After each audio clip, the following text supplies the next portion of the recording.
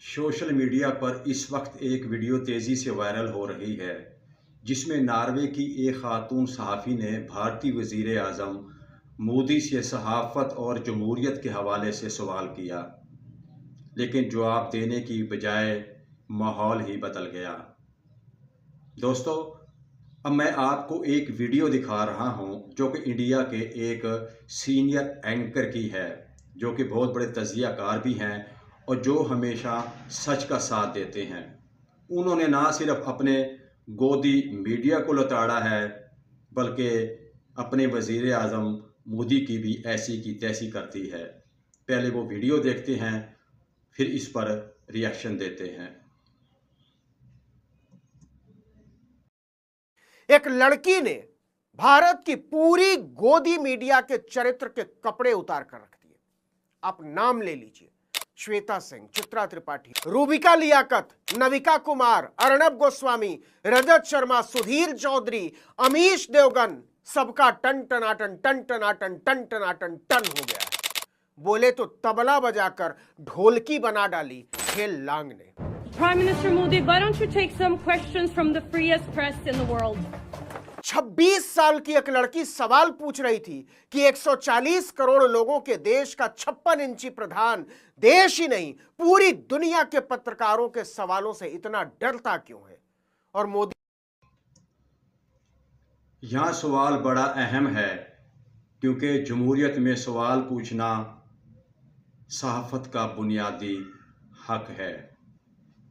भागे जा रहे थे, भागे जा रहे थे, भागे जा रहे थे। जब फजीहत हुई तो नॉर्वे के भारतीय दूतावास ने खास तौर पर हेल्लांग को टैग करते हुए लिखा कि हम प्रधानमंत्री मोदी के दौरे पर होटल रेडिसन ब्लू प्लाजा में रात 9:30 बजे एक प्रेस कॉन्फ्रेंस कर रहे हैं, यहां आकर सवाल पूछ लीजिए।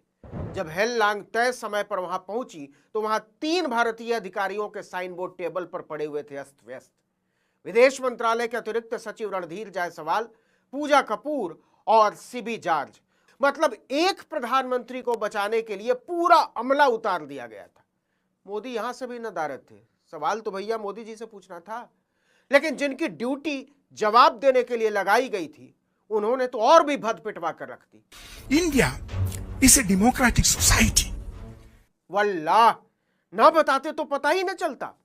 हकीकत यह है कि भारत के प्रधानमंत्री और भारत के अधिकारी नॉर्वे में भारत की नाक कटा कर आए हैं। हेल्लांग, अगर सवाल का जवाब बाद में देना पड़े तो इससे ये तासुर ज़रूर बनता है कि सवाल आसान नहीं था, क्योंकि वज़ीर आज़म मोदी सवाल का जवाब देना नहीं चाहते थे, क्योंकि वो ढंढोरा तो पीटते हैं कि हमारे मुल्क में जमहूरियत है, हमारा मुल्क बहुत बड़ा जमहूर है और हमारे मुल्क में मीडिया को आज़ादी हासिल है, लेकिन ऐसा नहीं है। वो अपने मुल्क में ही शेर हैं, बहर जो हैं, किसी भी सहाफ़ी का वो सवाल का जवाब नहीं दे सकते। ने लिफ्ट की ओर बढ़ते हुए नरेंद्र मोदी की तरफ जो सवाल उछाला था वो उनकी शूरवीरता के फैलाए गए नैरेटिव का कैरेक्टर सर्टिफिकेट बन गया है, बोले तो चरित्र प्रमाण पत्र। हेल्लांग ने ट्वीट किया, लिफ्ट की ओर जाते हुए मैंने पीएम मोदी से एक सवाल पूछने की कोशिश की, लेकिन वो इसके लिए रुके तक नहीं। मेरा सवाल मोदी से बहुत सीधा था। अपने देश भारत में मानवाधिकारों के गंभीर उल्लंघन और कुचली गई प्रेस की आजादी के बावजूद आप नॉर्डिक देशों के भरोसे के हकदार हैं क्या? Mr. Modi, do you deserve the trust of our... Du vet, når pressefrihet nummer 1 i verden, det står vi ved. हिम्मत चाहिए इसके लिए, लेकिन भारत के 3rd क्लास चैनलों में काम करने वाले अठन्नी चवन्नी छाप एंकरों, संपादकों और मालिकों की औकात नहीं है। एक मजबूत लीडर की पहचान सिर्फ तकरीरों से नहीं होती, बल्कि मुश्किल सवालात का सामना करने से भी होती है। नरेंद्र मोदी को चाहिए कि इन्हें उस खातून सहाफ़ी के सवालों का जवाब देना चाहिए था, जो उन्होंने इस तरह नहीं किया, बल्कि उन्होंने सवाल का जवाब ना देकर अपने मुल्क की बदनामी करवाई और उन्हें बताया कि हम ये हैं। लोकतंत्र के संदर्भ में इस साहस की अहमियत को समझने की। हेलांग ने ट्विटर पर एक और पोस्ट में लिखा, आज रात मेरे सहयोगी और मैंने 2 तरह के सवाल पूछे। पहला तो ये कि मानवाधिकारों के घोर उल्लंघन को देखते हुए हमें भारत पर भरोसा क्यों करना चाहिए, और दूसरा नरेंद्र मोदी के दौरे को लेकर।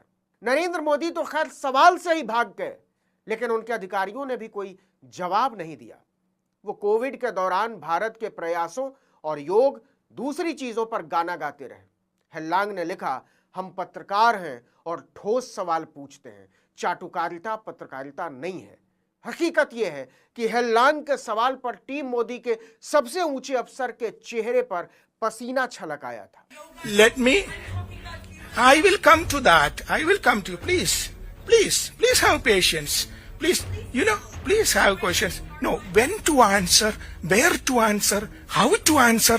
विदेश मंत्रालय के इतने बड़े अफसर को देखकर ऐसा लग रहा था कि वह दुनिया के पत्रकारों के सामने किसी मछली बाजार में बैठकर ग्राहकों को मछली के गुण बता रहा हो। अंतर्राष्ट्रीय कूटनीति में इसे बहुत गंदा लहजा माना जाता है और इसे बदतमीजी बोलते हैं। सवाल बहुत सीधा था, आपके प्रधानमंत्री मीडिया से भागते क्यों रहते हैं? यहाँ असल बहस एक शख्सियत की नहीं, बल्कि ट्रांसपेरेंसी और अकाउंटेबिलिटी की है। आवाम सवाल पूछते हैं तो जवाब भी वाज़ेह होना चाहिए। आखिर नरेंद्र मोदी सवालों के जवाब क्यों नहीं दे रहे थे? प्रेस कॉन्फ्रेंस क्यों नहीं करते? And also, will the Prime Minister start taking critical questions from the Indian press at some point in the future? And also, if possible, I would like you to answer straight away. Okay. Right now. Like now. Please, we have a question there. But I might also have follow-up questions, so it would be Please. better if you answer We right have away and question. then I can... 12 साल में एक भी नहीं की। मोदी के अफसरों ने ढिठाई के साथ हेलांग के सवालों को टाल दिया, लेकिन इस कोशिश में वो बुरी तरह एक्सपोज हो गए। हेलांग ने भारत के चाटक और चपंडुक पत्रकारों को पत्रकारिता के धर्म का ट्यूशन देते हुए लिखा, पत्रकारिता के मूल्यों की रक्षा के लिए कभी कभी सवालों से भागते लोगों के सामने भी सवाल उछालने पड़ते हैं। पत्रकार सिर्फ जवाब चाहते हैं। पत्रकारिता की लकीर मेरे लिए बहुत साफ है। अगर सामने खड़ा आदमी, खासकर जिसके पास सत्ता हो, मेरे पूछे गए सवालों का जवाब नहीं देता तो मैं बीच में टोक कर उससे ज्यादा सटीक जवाब लेने की कोशिश करूंगी। यही मेरा काम और फर्ज है।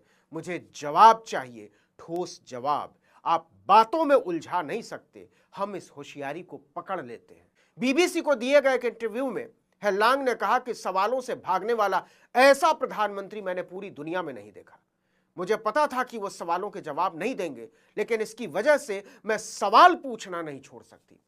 अपने प्रधानमंत्री से कहिए वो मीडिया का सामना किया करें। मोदी की तरफ उछाले गए हेलांग। मुझे आप ये बताएं, मोदी सरकार जो मोदी हैं, वो मीडिया का सामना कैसे करें? क्योंकि उनका जो गोदी मीडिया है, उनका मुकम्मल पैरोकार है। जो गोदी मीडिया कहता है, पूरी आवाम में जो बातें फैलाता है, वो झूठ बोलता है। जो नरेंद्र मोदी हैं, वो भी झूठ बोलते हैं। उनका मकसद एक झूठ को हकीकत का रूप देना है, और इनके पास देने के लिए और कहने के लिए कुछ भी नहीं है। जो ऑपरेशन सिंदूर हुआ था, इसमें गोदी मीडिया ने जो झूठ बोला कि हम पाकिस्तान के उस शहर में दाखिल हो गए, उस शहर में दाखिल हो गए, उस शहर में दाखिल हो गए, अपनी आवाम को उन्होंने बेवकूफ़ बनाया। हालांकि वो सब झूठ था, हकीकत के बरअक्स था।